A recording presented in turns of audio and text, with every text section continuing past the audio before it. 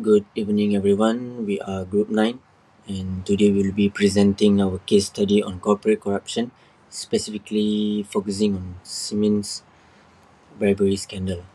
Before we begin, let me introduce our team. This presentation is prepared and presented by Srihan, Josette, Srivash, Sarvesh, Vendan, Roshan, Shivanish, and myself, Sanjay. This presentation is a part of our integrity. Good evening, everyone. We are Group 9, and today we'll be presenting our case study on corporate corruption, specifically focusing on Siemens bribery scandal. Before we begin, let me introduce our team. This presentation is prepared and presented by Srihan, Josette, Srivash, Sarvesh, Vendan, Roshan, Shivanish, and myself, Sanjay. This presentation is a part of our integrity and anti-corruption course under the guidance of our instructor Madam Rosmawani Chedaut, and the course code is MPU 3422. Now let's move on to the introduction of our case study. Okay, let's move on to the first slide, which is the introduction. The Siemens bribery scandal is one of the largest corporate corruption cases in history. Siemens is a German multinational company was found guilty of engaging in widespread bribery to secure business contracts worldwide. This scandal exposed serious ethical and corporate governance failures within the company.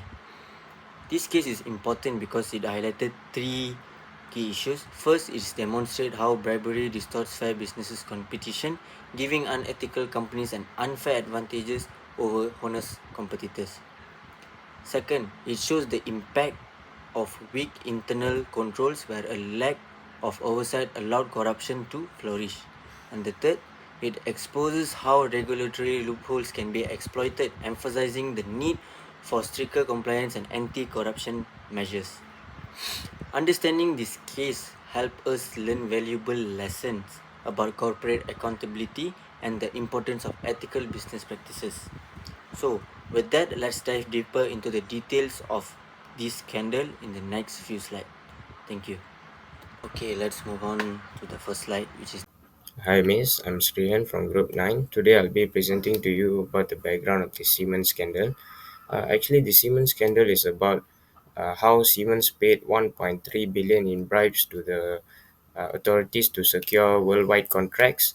They were later on caught by the authorities and they were fined 1.6 billion in 2008. This led to leadership changes and stricter compliances measures. So there are three questions: who was involved, where did it happen, and when did it happen? First question: who was involved? Siemens and its executives, intermediaries, and also subsidiaries were involved in this scandal. Second, where did it happen? It happened in countries such as Argentina, China, Greece, Russia, and around 20 other countries. Lastly, when did it happen? It happened around the late 1990s. Then the investigation started in early 2000, and later on they were fined and legal action were taken around 2008. That is all from me. Moving on to the success of bribery. So the methods used are slush funds and secret accounts to pay bribes. So this is meaning the slush funds are unofficial or hidden pools of money that companies or individuals use to make illegal payments. And such funds are used to make discrete payments to officials or companies that who facilitate with corruption. And moving on, fake contracts with consultants who acted as intermediaries, so this meaning companies create fraudulent agreements with so-called consultant or lawyers, etc. And moving on, offshore bank accounts to hide illegal payments. So this is like in tax havens allows companies and individuals to move money in secrecy, making it difficult for other authorities to track their transactions. Okay, and moving on to the total bribery amount. So the estimated was $1.4 billion paid to foreign officials. This figure includes direct bribes as well as funds funneled through intermediaries, offshore accounts, and fraudulent contracts. Why did they bribe? To win public contracts in sectors like energy, transportation, and healthcare. So companies bribe officials to secure government projects, ensuring they are awarded contracts over competitors. And these contracts often involve large scale infrastructure, energy, and transportation projects where competition is fierce and bribery can provide an unfair So moving on, I'll be talking about the violations, offences and punishments that Siemens faced. Siemens violated both the US Foreign Corrupt Practices Act and Germany's anti-bribery laws by engaging in systematic bribery to secure multiple business contracts across multiple countries. These companies used slush funds and fake consulting agreements to make illegal payments, securing contracts in sectors like telecommunication in Greece and metro construction in Venezuela. As a result, Siemens faced severe punishments. In 2008, it paid 1.6 billion in fines, the largest corporate bribery penalty at that time. Several top executives were forced to resign and some faced criminal charges. So, for impact, this scandal had major consequences for both Siemens and governments worldwide. For Siemens, it suffered a loss of reputation and trust, which affected the investors' confidence. The company incurred high legal and compliance costs and had to undergo a complete internal restructuring, including replacing leadership and strengthening policies. For governments, public funds were misused in corrupt contracts, eroding trust between businesses and authorities. However, this case led to stronger anti-bribery enforcement in multiple countries, increasing global scrutiny on corporate ethics. Siemens has since made significant reforms, strengthening its compliance programs and promoting transparency. This case serves as a reminder that corporate misconduct has a long-lasting consequences and ethical business practices are critical for long success. Thank you. Next part, we are focusing on the steps to address integrity and corruption issues. For the Siemens corrective actions, we can create a strong compliance system. Then we can introduce whistleblower protections and ethics training. Then we can increase transparency in financial transactions.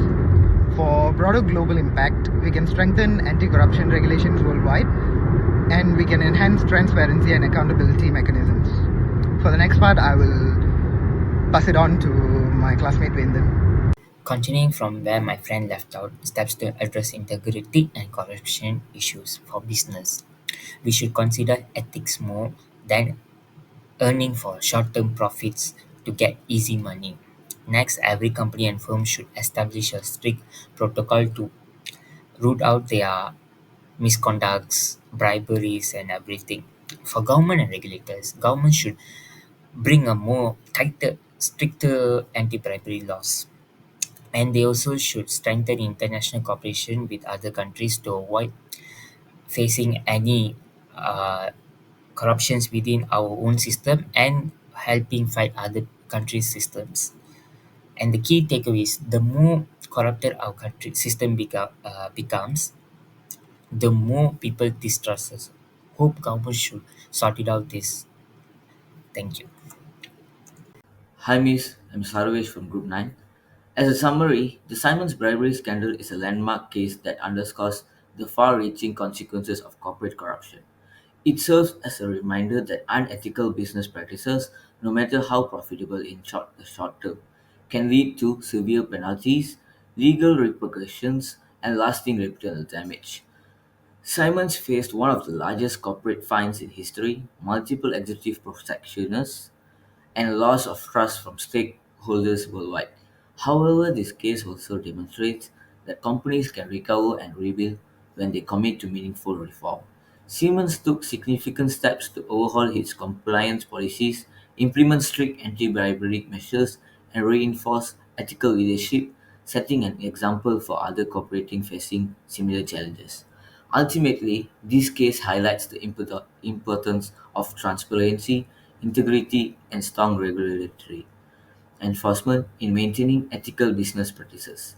It reinforces the idea that accountability is not just a legal obligation, but a necessity for long term sustainability and success.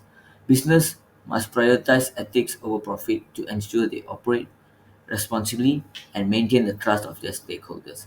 As we reflect on this case, it becomes evident that ethical leadership and corporate governance are fundamental pillars in preventing corruption and fostering a fair competitive business environment. As we conclude this presentation, we want to take a moment to express our sincere gratitude to each and every one of you for your time and attention today. We appreciate the opportunity to share this important topic with you, and we hope this presentation has provided valuable insights. Once again, thank you for your time, engagement, and thoughtful participation.